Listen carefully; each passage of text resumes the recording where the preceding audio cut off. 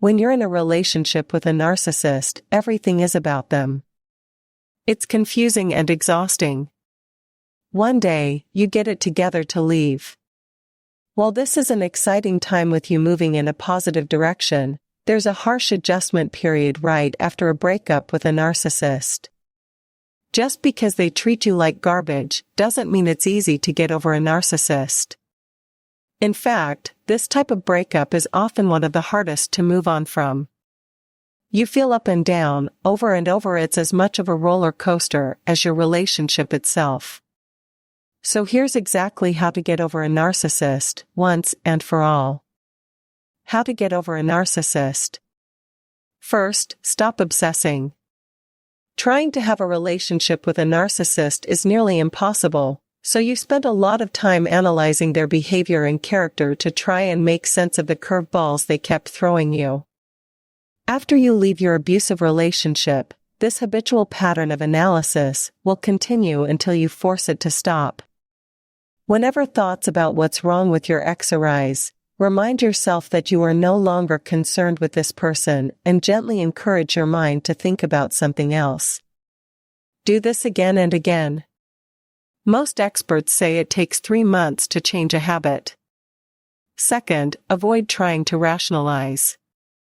To get through all those dysfunctional trials with your narcissist, you had to make excuses for their behavior, minimize their abuse, reinterpret their lies, and tiptoe around their self-delusions, in order to keep the peace and justify staying with them. When you miss them now and you're going to start rationalizing again, thinking, oh, they're not so bad. Don't fall for it. Remind yourself over and over why you left to avoid getting manipulated by your narcissistic ex, or, worse, ending up dating them again. The best way to do this is to maintain zero contact. Don't call or text, and block them on social media. There's a reason the no-contact rule is advice given by most experts. We'll explain that further at the end of this list. Third, find ways to cope with your anxiety. Your narcissist probably kept you on edge for months or years, and your nervous system is likely still firing along those lines. Leaving may also be feeding into new stresses or fears, making your anxiety even worse. On top of all that, sex has stopped, so you don't have the dopamine and oxytocin that was helping keep your head above water. Long, slow deep breathing, yoga, dancing, swimming, and other types of exercise. Do something every day, every time you need it. Here are a few ways to practice self-care after a breakup. Fourth, keep busy. With narcissists, a relationship is always about power. They have it, you don't. You scurry around trying to normalize everything, but you never succeed because they want to keep you scurrying, so they can jerk your chain whenever they feel like it. This sounds really unpleasant, and it was, but it did fill the time. Now that no one is doing that, there's a big, empty void in your days. Life just isn't as exciting anymore. To cope, keep trying new interests and activities, and make an effort to connect with your friends as much as possible. When you do stay home, meditate to calm your mind. Know that you don't need to always look outside for fulfillment, it can be found within. Fifth, don't blame yourself.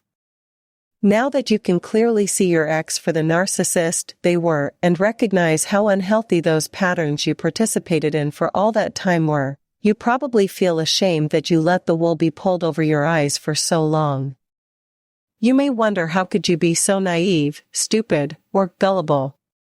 You may especially feel ashamed when you are with family or friends who were tuned in long before you were. Give yourself a pass. Narcissists are experts at seduction, and you're only human. Perhaps you have some codependency and self-esteem issues you'll need to examine when you're in a better place, but for now, just forgive yourself. Know that your innocence is a good thing. It means you have an open and trusting heart, something your narcissist struggles with. Sixth, focus on self-love. Since one of the narcissist's strategies is to put others down to elevate themselves, It's unlikely you ever heard any compliments, support, or appreciation once the seduction phase wore off. You may have suffered verbal abuse as well. Narcissists want you to stay insecure, so feeling sure of yourself is foreign territory for you right now. You may have also lost trust in your own judgment as a result of being gaslighted for so long. Where to begin healing from all this? There are therapists, self-help programs, and groups that can help you focus on self-love, which is what you need to practice in order to restore your self-esteem post-breakup. Try to find a regular meetup with a group of people working on the same type of personal growth you're interested in. 7th, prioritize your pleasure. Research shows that many dysfunctional relationships rely on sex because intimacy and emotional fulfillment aren't available. Narcissists especially like to use sex as a power tool because they are junkies for desire. They need to be wanted. The way they maintain your desire is by doling out sexual affection according to their own power-driven agenda. So if your relationship was hot, you're still going to want them sexually. It's just a fact. 8th, acknowledge your jealousy. Most narcissists replace their exes within weeks if not days of breaking up, often from a stable they've kept full throughout your relationship. Remember, they must have a source of energy to feed on at all times. They always make sure their supply is secure. Since they struggle with healthy attachment and authentic feelings of connection, you might feel like you are merely an arrangement that ceased to be convenient when you stopped accepting abuse. Whomever they trap next will simply be a better business deal. When you feel jealousy, remind yourself that those poor people are getting set up the way you were and are sure to suffer in the long run. Convert your jealousy into compassion for them. 9th, stop looking back. If you stayed with your narcissist for any length of time, you may be looking back and wondering why you wasted so much time on them. And if you racked up a bunch of debt for them or had their kids, you've got a lot more than wasted time on your plate. The important thing is that you made it out. Try to stop looking back and keep my sights set on what I am creating for my future. As any wise elder will tell you, it's impossible to get through a human life without any regrets. 10th, let yourself grieve. All the above steps will not relieve your aching heart, but it will change behaviors and put new dynamics in motion to help you avoid backsliding. The healing of the human heart is a long and tender process known as grieving, which comes and goes, sometimes for years. Take time to honor your grief by going beneath your anger and finding the sadness. As you comfort yourself, acknowledge the process of welcoming yourself back home. Feel grateful for the emotions you had to keep bottled up for years, even the difficult ones. They can now bubble up because you're finally with someone who loves and accepts all of you yourself. 11th, why no contact is the only way to get over a narcissist. My own final encounter with my ex showed me exactly why this mandate is so important for these types of breakups. Suffering with many of the feelings listed above, I convinced myself that I missed my narcissist as a friend. I actually believed that if we could convert our relationship to a friendship, all would be well, so I sent him a text and he came over. When he started in with his usual self-absorbed, entitled routines, I wasn't surprised. I had seen them a million times.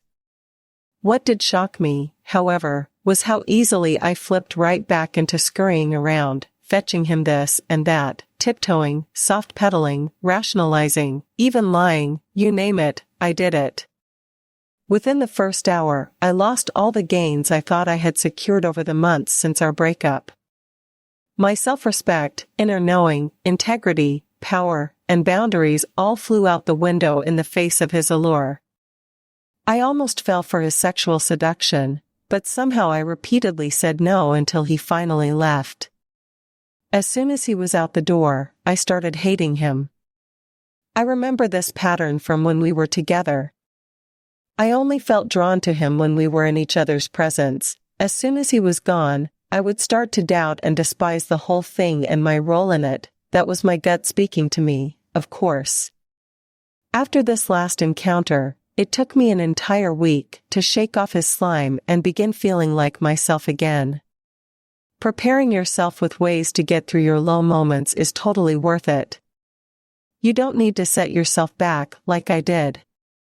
Just keep on trucking ahead, and eventually you will re-become the person you were before you ever fell into the narcissist's trap. Only you'll be wiser, stronger, and better for having conquered it. Use this breakup as a learning experience for knowing your own worth, and focus on your own personal growth.